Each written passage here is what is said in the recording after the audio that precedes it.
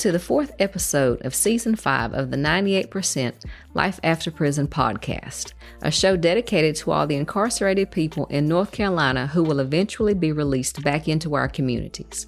We're also a podcast devoted to the idea that reentry begins the moment that someone is incarcerated. I'm April Barber Scales. And I'm Judy Van Wyk. And until now, April, do you know that you represent the totality of all women coming out of prison? Which has been great, but it's only one perspective. And the reason for that is that we have not had a chance to talk to other women who are formerly incarcerated. So starting today, we're going to change that with a 3-part series focusing on women from Arise Collective, a nonprofit in Raleigh devoted to supporting women in their transition from prison. Arise equips women with the support and tools they need to take charge of their lives and successfully reintegrate back into their communities. With the help of an anonymous donor, Arise takes a holistic approach to reentry. In addition to providing much-needed housing, they offer access to social services, educational opportunities, mental health care, and so much more. We begin part 1 of our series by speaking with a member of the Arise leadership team. Kimberly Stone has served as Reentry Project Director since 2021.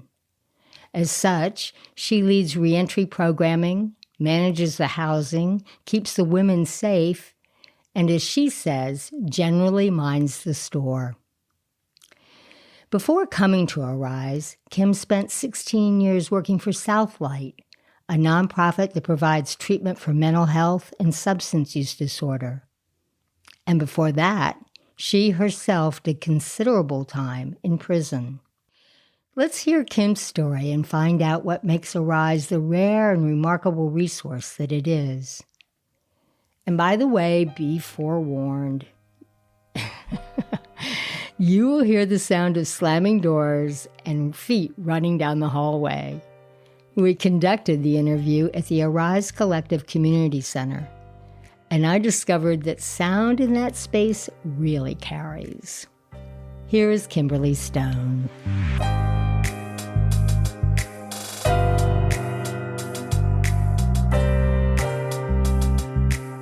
I'm just going to have you tell us about Arise, about its mission, and really, what do you guys do? So, by and large, we're known for the housing. People know us for the housing and the support, and that is a big part of it. But by and large, our goal is to help the women that are coming out to get the tools and the support that they need in order to live a good life, to get their feet on the ground, because it's hard coming out. It's hard for anybody coming out. Women just have no idea when you're inside, you think about, if I could just get out. I don't care what I make or where I live, I just want to get out. You no idea that you don't know what you're talking about. So you get out and life is just loud and fast, and there's never enough money, and it's a big deal not having a safe place to lay your head. And it's a big deal not having somebody to talk to. Where can I go to get this? And what do I need to do here? And a lot of the women are moms of dependent children. And a large portion of our women are individuals who struggle with substance use and mental health, mental illness. Arise is to provide that support for the women who are coming out of incarceration in North Carolina. In North Carolina, when you say North Carolina, I think of you as in Raleigh. How are you statewide? So we have relationships with all 3 of the women's prisons, with NCCIW, with Anson, and in Western. So the women have heard about us in all of those facilities, and we've accepted women from all of those facilities. We have an application process. We only have 23 beds, and not all of them are full at this time, but there's always something going on with one of the homes, or working with some of the women who might be on the registry. They can only live in certain homes, and so sometimes we need to shuffle and switch and transition, upset the apple cart a bit, but it's just sometimes that's what we have to do. But I've got folks waiting on an answer from me right now from Anson and from Western. So we have good relationships across the state. How would you describe your job? Just kind of managing the house of the WRP, the Women's Reentry Project, ensuring that we have good policies and procedures in place, ensuring that the women are safe, taking good care of the women and taking good care of the staff, and at the kind of simultaneously being a good steward by being a part of the leadership team, carrying information to and from the teens and to the women, just minding the store. That sounds like a very demanding job. It's a lot. It is a lot. But I came here because I just trusted. I was praying when I was offered a position, and when I filled out the application, that I was like, God, if you open the door, I'll go through it, because I just really wanted to stay small. And after I got out, and I did for a long time, and then the opportunity came, so the door opened, and I kept my word, and I walked through it. The programming that you have the beds, and you don't charge rent. Is that right? We do not. It's not considered rent.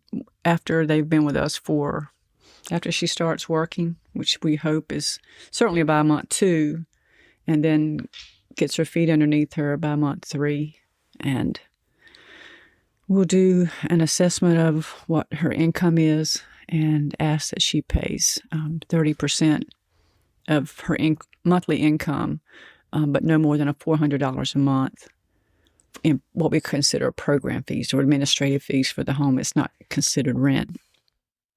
The women come out, and we have a program that's from 6 to 8 weeks, asking them to be in our program center every day, working with them on all aspects.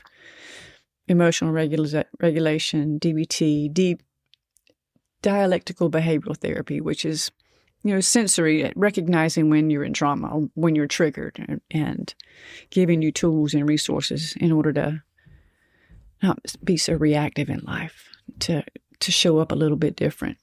And part of the solution there is just making them aware that they're being reactive, because it's just who they've been their whole life. They don't know anything different.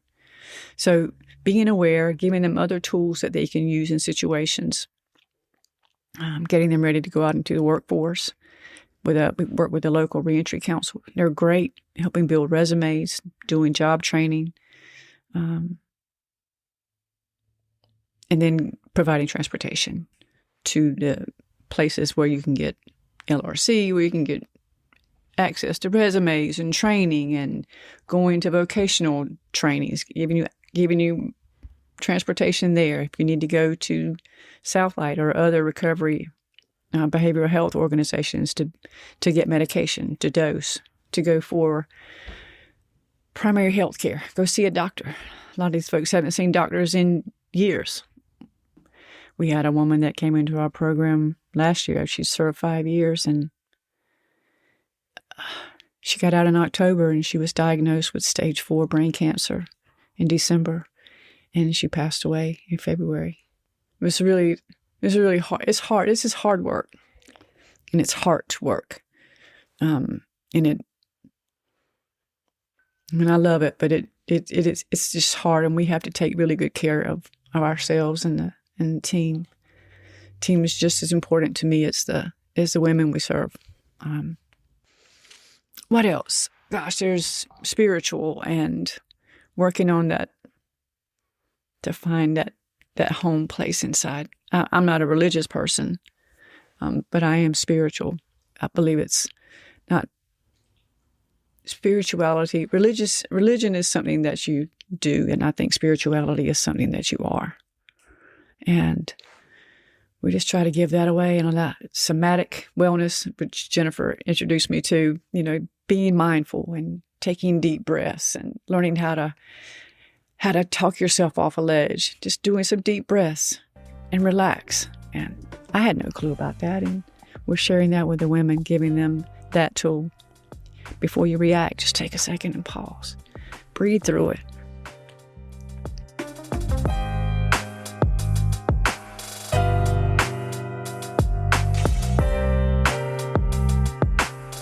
You also provide a chance for education. Can you just briefly tell us about the program that you have with Campbell? Campbell, in partnership with the Anonymous Trust, who also is a big supporter of Arise Collective, made an arrangement to put together a cohort of women who are interested in pursuing a degree to continued education. As long as they were managing and maintaining their benchmarks with the Women's Reentry Project, we'd get them in school. They wouldn't have to pay for housing. They don't have to pay for tuition. Everything is covered. As Dr. Doris likes to say, it's free. Did I say free? Did you hear me say free? Free. How much does it cost? It's free. And we provide really nice a home where you can go in and close the door at night and study. And we offer to them that they don't have to work more than part-time, just so you can focus on your education, but most of them want to. And so they can take that money that they earn and put it into, and really have a good solid cushion when they leave our program to have something to start their lives on. But my goodness, what started out with a couple of blocks, you can take this or you can take that, has now opened up into the 3 women who are still in our program from cohort 1. One is pursuing psychology and working hopefully in this field. Another is pursuing a licensed clinical social worker. And we also have a woman who's pursuing nursing. She's going to become a nurse. It's just unheard of that you could even dream of doing something like that after being incarcerated. But they're doing it. They're forging ahead, and Campbell is saying, come on, and Dr. Doris and Arise is saying, come on, yes, you can, and you got this. And so this new cohort we have, I think, five or six additional folks going to school, and we've expanded beyond Campbell into Wake Tech now, and hoping to do more and more partnerships with other institutions. I'd like to talk for a moment about your own journey. You have some lived experience with incarceration. Can you tell us a bit about that? Sure. So I went to prison when I was 21, in 1987, and I lived there for 20 years. Being inside for 20 years, I was a kid, and most of my life up until that point had been, I found my worth in how other people saw me. I had to be validated through other people, which factored a great deal into how I got into prison, the choices that I made. And they had something in prison then that they don't have now, and that's process groups, where you get to go in and sit in a circle with a facilitator. There was an abuse group therapy. There was a group for adult children of alcoholics, AA, NA, and there was an eating disorders group. And I was in all 3 of those. So really understanding. I mean, the rehabilitation,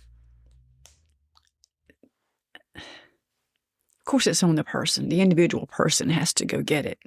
But having things available for them to pull them in and is substantive. And back then it was substantive. And although I did the process groups, and there was still a lot missing in terms of communication and seeking out things and people to make me feel good about me. Not really understanding how to be in a relationship, how to talk to another human being. And that showed up for me even after once I was released. But I developed friendships and family on the inside, and I did change. And I realized that I wanted to do something different with my life. I knew that for sure. Just when I got out, I wasn't quite sure how to do that. And I'd say within a year after my, maybe 2 years, I was drinking, started drinking in a relationship that wasn't working. And so came really close to, I contemplated suicide. I found myself in an AA meeting in the bottom of 2018. In 2019, I had my last drink. And 2 years later, I got a job offer to come to Arise Collective. So it was defining my story a bit, preparing me for what I was going to do here. I firmly believe in the recovery concept of you keep what you have by giving it away. And so the things that help me get through, I get to strengthen mine by giving it to you. I did interview Bianca Harris, and she was very adamant that being a warden of a woman's prison is very different than being a warden of a men's prison. Can you just tell me how you see women's special challenges in coming out? Oh, man, I think that women just come from an emotional place, a feeling place. They operate from that space. And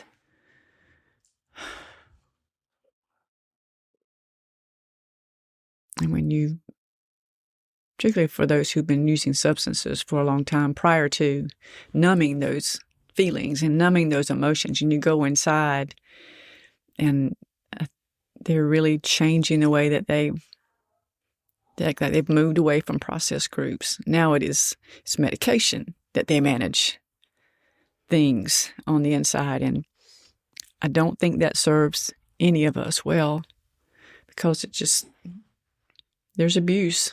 There's going to be abuse. There are going to be people who are going to make money off of the medication that they give out to help people manage their emotions. It's just the way it is. But so the women come out, and now they get to shut down their emotions legally. And I understand that the idea is to help them navigate the overwhelm and the anxiety and all of the co-occurring, the mental health piece of substance use, which I think you can have mental health not without substance use, but I don't know that you can really have substance use without having some level of mental health challenges. And so we see a lot of that with substance use folks that are not using alcohol and substances, illegal substances, but then they have to manage the overwhelm and manage nightmares and the guilt and the shame and the depression that comes with being a failure and letting down your family and letting down your children, and how to show up for that.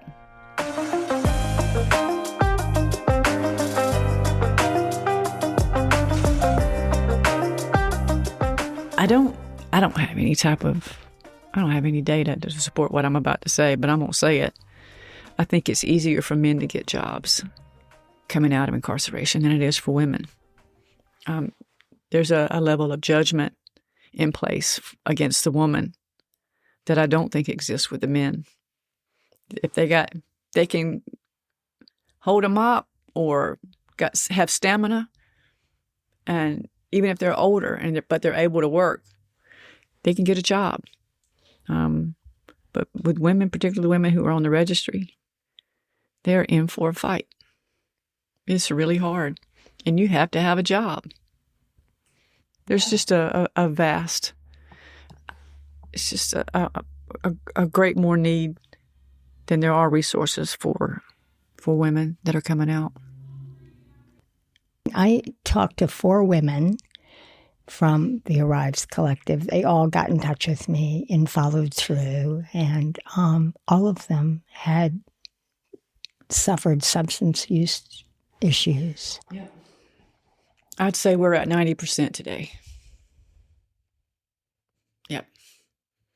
Approximately 70 to 80% are mothers.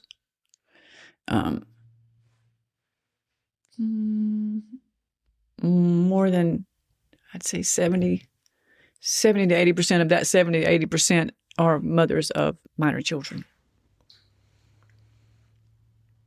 One thing we haven't talked about, you say a lot of these women are mothers. So someone's been caring for their children while they were inside. Some of them lose their children. How important is family support to their success, to their rebuilding their lives when they come out?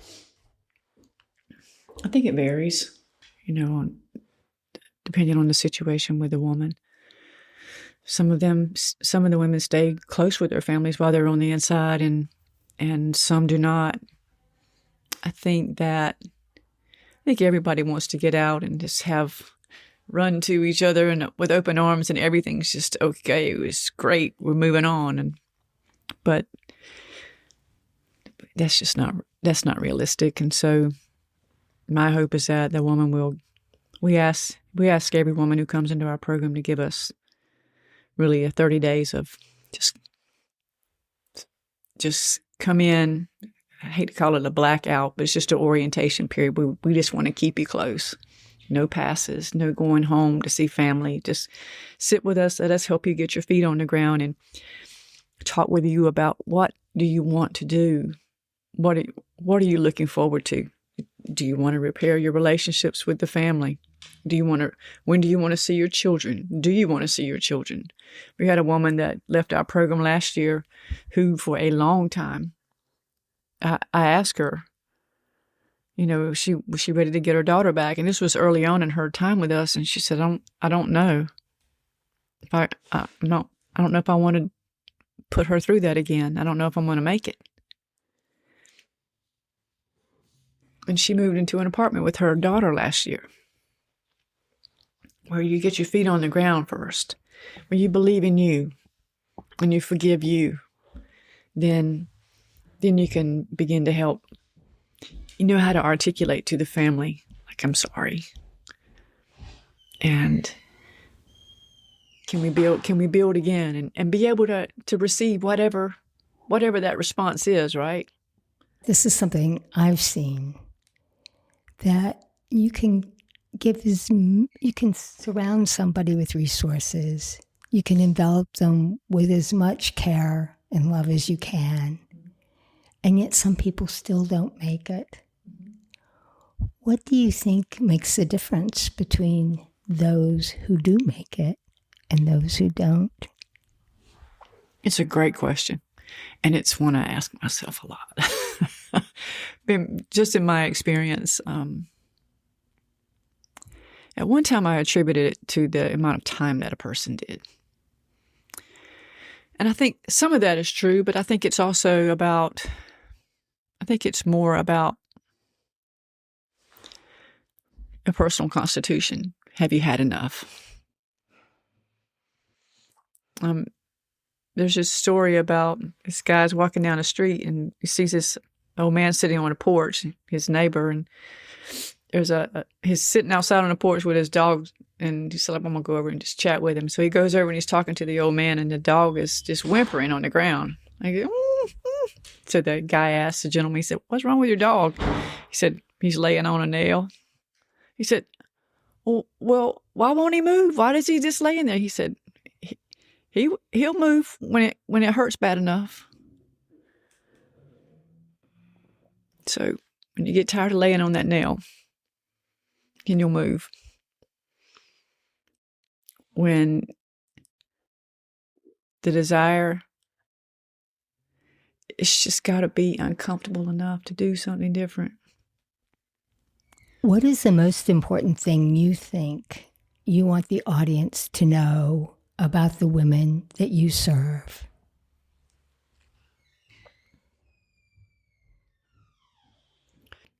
giving women a second chance has to be more than lip service. It's having a safe place to lay your head and really good employment options and giving folks a chance. Just more volunteers too, volunteers and mentors that come in and show them, I see you and I believe in you. People who are coming out of incarceration don't want to be defined by their worst choice, their worst day. See me as I am now. Allow me to show you that I've changed, that I'm different.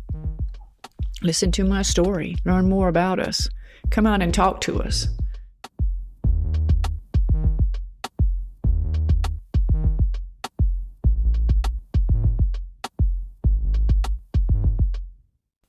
April, you knew Kim in prison. In fact, you guys are good friends. Tell us about the Kim Stone that you know. Well, Kim, I see her as being just an older version of what I knew to be Kim.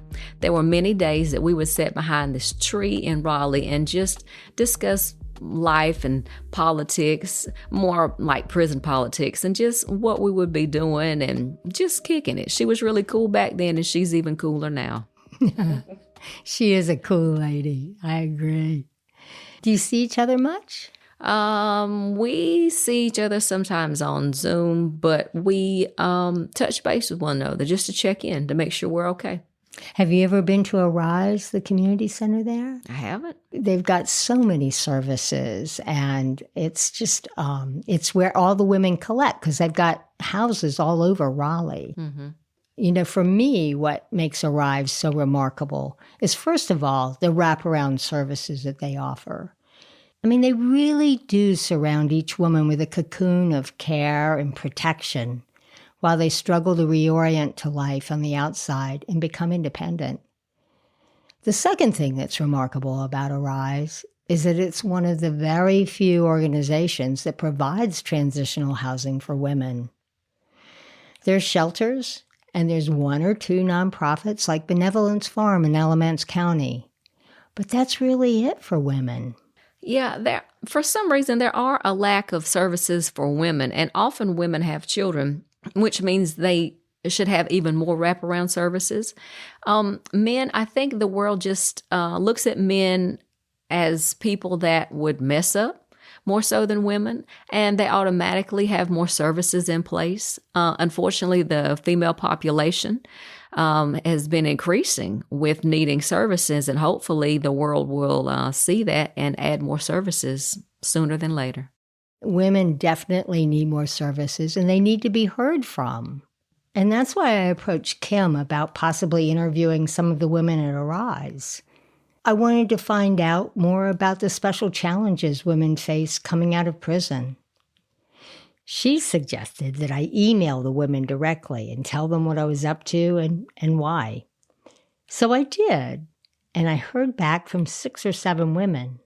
4 of those women stuck with me while I was convalescing from surgery, and in October, I had a chance to finally meet them and interview them. In the next 2 installments of our Arise series, we will meet those women and hear their stories. Join us next time for some insight into why the rate of incarceration for women has shot up by 60% in the last 25 years. Many of those women are mothers with young children.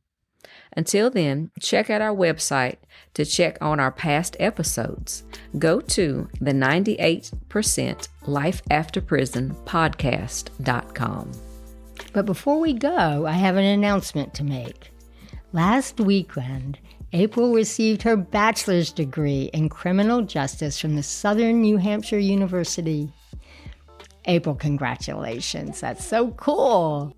And you flew up to Manchester to participate in the graduation ceremony. What was that like? The ceremony was really cool. It was good to see the diversity of the people that graduated. They ranged from just coming out of high school to senior citizens, and it was cool to see all of us walking across the stage to accomplish the same goal.